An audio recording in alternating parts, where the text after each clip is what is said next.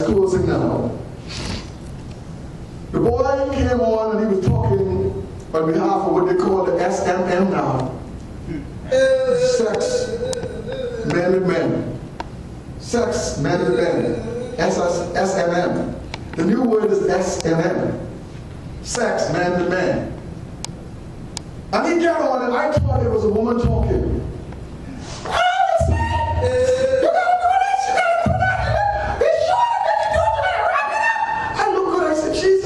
And then I noticed this was a boy, a man.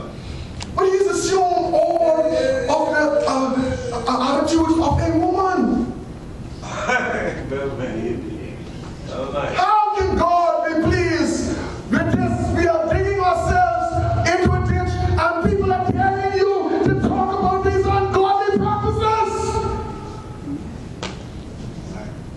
If you know someone doing them things, turn them in. If you know a man is a pedophile, I don't care who he is, turn him in. If you know he's a unnatural man, go in the next way, tell that man, boy, girl, stop it. We lose some people right from this church, and guess what? Whenever God starts to hit something in this church, I know it here. Because I see sometimes some people who come to this church, who was up in this church, they leave the cross to go and to practice that dirtiness. They think I don't know. But God showed me them. I see them. They're gone. I'm not calling any names, but they're gone over. And if they don't come back on the right side, they're going to go twice and twice. The Bible said they will watch twice and twice. My Lord. Do not be silent. Well, if you see me somewhere I ain't supposed to be, out of respect, come and say, Bishop, I saw you, you know. You've been in a funny place. I said, well, when I see you, well, let me give you a chance to explain. We got to be one another's keeper. Yes. Amen. If you hear me saying something, what I'm supposed to say, even if it's to you, say, Bishop, I think you slipped over. What you say didn't sound too good, even though I don't take that to it. Watch your mouth. You got to shun the very appearance of evil. See, I have to live a life that when you walk about, it doesn't matter if people lie on you. If people lie on you, good. Because you can't stop people from lying. But thank God it can't be the truth. Be sure to know that your sins will find you out. When we rebel against God's rule in our lives, we rebel against the life and therefore experience death. It's a brokenness resulting in pain. But when we return to God, we are also restored to spiritual life, communion with God, a sense of purpose, righteousness, a sense of freedom. Bishop don't give us no freedom. Well, what you mean I don't give you no freedom? The next thing you want is for me to just leave? I give you more freedom than anybody will ever give anyone. That he don't give you no freedom. He's a dictator. As far as I'm concerned, if you want more freedom than what I give, you just want to have your own way. You don't want to hear nothing from me. And that's the devil in you. And that's why the devil got thrown to heaven. He was in a lofty place. Amen. But pride got in his heart. He said, I'm going to send my throne above the throne of God. And God said, not so. If he won't heaven. And Michael the archangel fought against the devil and his angels. And Jesus said, I can hear Satan as lightning fall from heaven. Jesus didn't fight him there. No. Michael fought. An angel of God fought against Lucifer. The archangel, the defending battle be thou, O Prince of God, or shield against the wickedness and snare of the devil. Let God rebuke you, we humbly pray. Cast into hell Satan and all of his angels. Try and sin bring separation. So I leave you this morning. Let us recall rejoicing. The rejoicing father in the prodigal of the prodigal son and the parable of the prodigal son, which he said, this is my son. Yeah. He was lost, found, dead, alive. It is neat that we be married and have a party for this boy. That's the way it is. And when people come into the church, those of us here, or this position, if you're not saved, if you're downtrodden, you cannot be a blessing to a sinner. The little boy sitting in the back there all the time under the stress, and nobody will go to him and pray. God said, you have to pray for him. I ain't see him today. No one will go and pray for him and pull him out of that rock. I pray for him because God showed me where he was heading. If you ain't up to where you need to be, you cannot be a blessing to no one else. You cannot come to church only on Sunday and expect to be a blessing. It can't happen. Some of y'all know to go to the bar room. You got some people in here who claim that they was bar room. Keep up. And keep up. When you ain't in keep up, you realize that the fellas who come in regular, they get a credit. Put them on my bill. Be back here next week. I'll be here tomorrow. Come every day. When they reach, they say, oh, you see the boy? No, I ain't see him yet. But you know it's time, by 7 o'clock, he can be here. And Saturday night, everybody on one accord. Everybody on one accord, having fun. But you ain't been around the bar for months. Then you come. Is them calling you out of distance? Hey man, what we saying? They turn me back. We the same, boy. And ain't nobody gelling with you because you ain't been in place. That's called regular. Same thing with God, man. You gotta be here. This is his bar, this is the room. For people of God to be in the hangout. If you stay away from God's house, where are you? Well, I got my own, I ain't the wilderness by myself. You're supposed to be there by yourself. But then God called us a certain time to be here. You can't set your own rules for God. Now, if you're guilty, ain't my fault. I ain't guilty. All I can say is when the cap fits you, tell the Lord, Lord, help me to do better. One or two of you in this church are trying your best. Some people are trying to pull you down. One or two of you in here are trying your best, but the rest of you are pulling them down. You just don't participate in anything. You just here hoping that everything is shut down. The devil wants everything in the house of God to shut down. The wages of sin is death. Yeah, Rev can be there. He can be there. Rev can be there. But that's what happened when the war was raging. The man had one on this hand, the next one on the next hand. You know what he said? Well, I'm holding up his hand, and I could be holding up my own hand. Anyone ever hear anything crazy like that? I wake in bed, I could go do my own thing and wait for myself. God may not anoint you to do what are you doing? Everybody called to do these things. These hard stuff. Make you sick if you ain't strong. They drive you nuts if you can't pray. They'll kill you all. Finally, see that woman there, my wife? People just rather see her die than help her.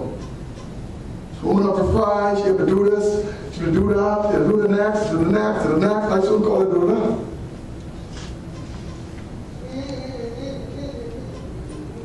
She tired? Now, some of y'all can see that Bishop Danny ought to get it right. And I may be wrong in many ways. But a lot of you don't do what you ought to do to help her. This church, if this church don't, we got women in this church, and not one of you will come and say, let me clean up the church. Not two of you will say, well, let's get together and go there and clean up the church. Hey, that's Sister Brown, go there, you know Sister Brown. They came you sweep out here for yesterday? No, well, I ain't gonna put you on the spot, but she can't do everything.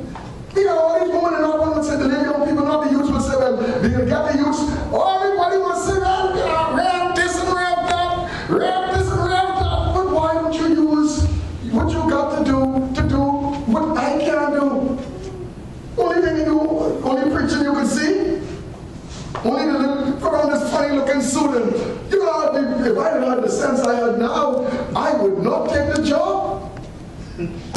But once I get it, I can't say no. Because while you're home in the night, I'll be praying and covering you. And you know, I realize I'm closing, I really can't stop till the Lord tell me stop. And I need for you to hear these things. Many times people say the pastors will be praying for you, and you think, man, they don't pray for me because I don't call them. I don't need to call them. I never call them. I know that's what you say. But guess what? You don't have to call me. Because as long as you're in this church, I have to pray for you. And I get up in the night, I have to pray for my wife when she not coming. Because she's a part of the church. I got to put all you all under the blood. I got to cover you all. Amen. That's why God has pastors and bishops to cover the people. I cover you all, I pray, I cry for you all. And so the least you can do is show up to make the burden lighter for the community and for others. That's the least you can do. Well, I ain't got no ride. That's not true. Say, I don't want no ride. Well, I can't get up early, the bus this and the bus that. You got to come through the one door. Well, if that's the case, put in some extra money to get the bus fixed. When I was a superintendent, I'm making $3,000, $4,000 a month. I can do a lot of things now, and you making more than me. So where I can find money from to put in the bus. My credit card was $7,000. This ain't going on the radio. $7,000. And God help me, I was able to get it down. But you think I throwing up on me just like that? No bills. Where the church need this, you gotta go there. Well, you know, just put it on charge. Yeah, just put it in, but it's getting eaten up in 1 week. Gabriel wasn't building the church for free. He wasn't doing nothing. He did a few things for free, but we have to pay him and others.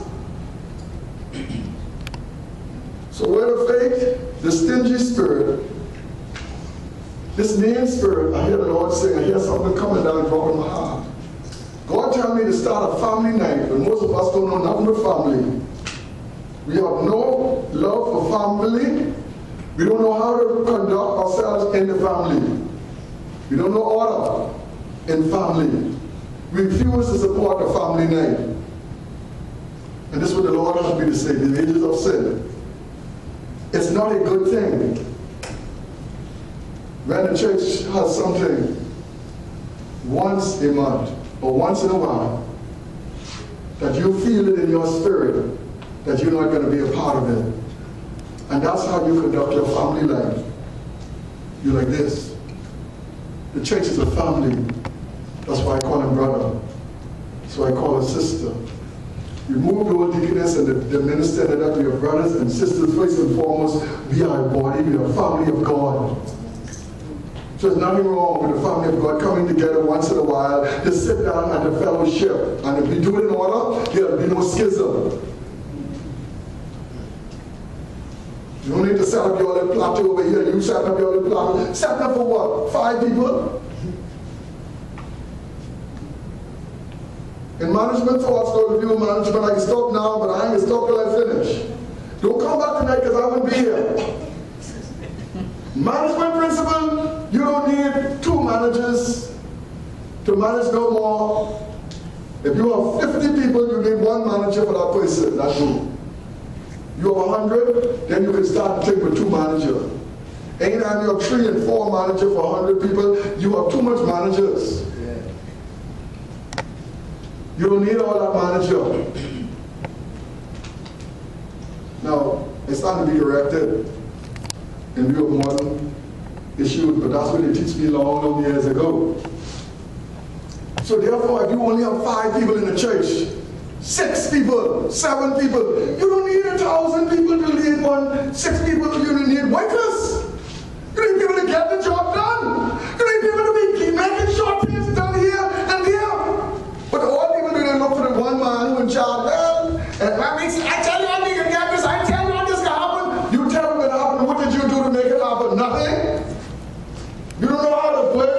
one. You don't know where it come from, and you're prophesying.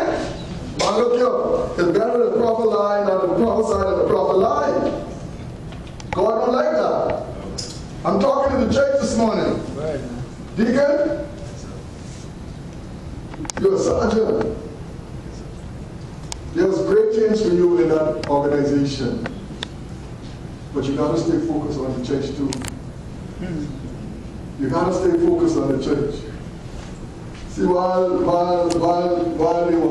they were in the night sleeping, you know what happened? Someone came and sowed tears in the man's field while he was sleeping. Deacon, I see some light on you. See, I see you trying to pick up some things. I'm not going to say anymore. But all I will tell you is keep on doing.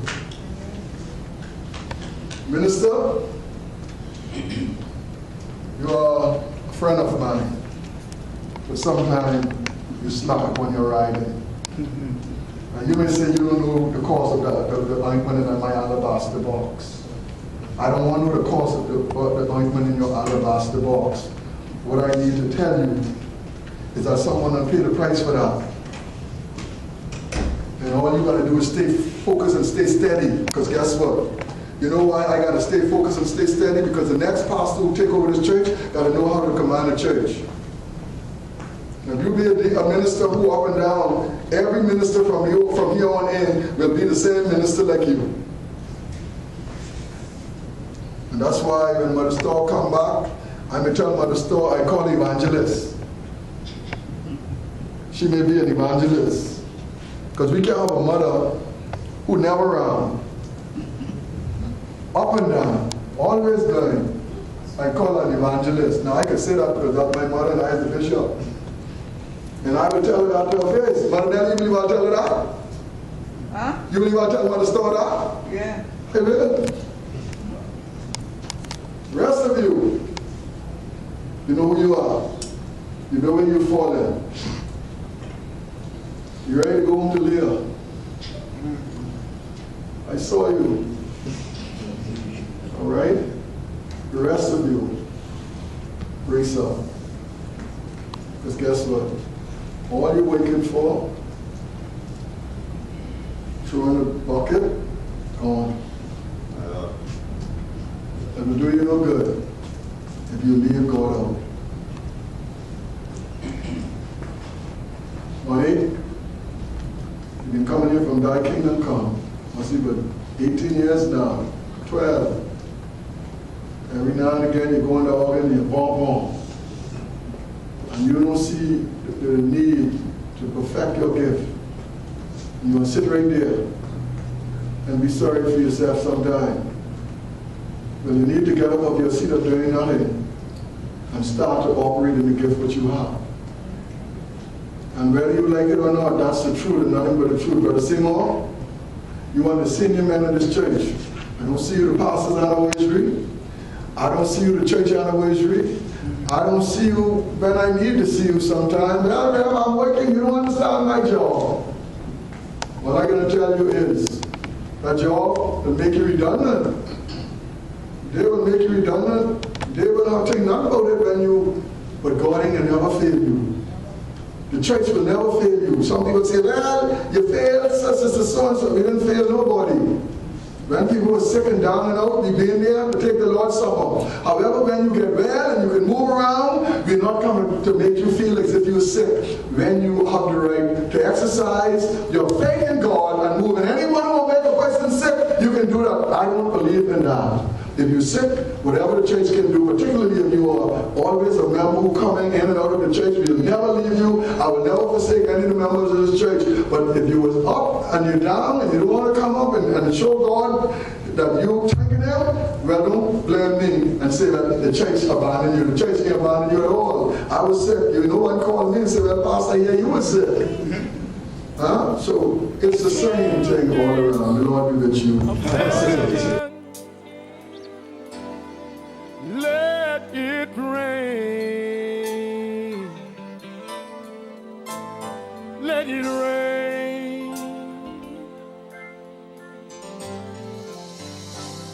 fit the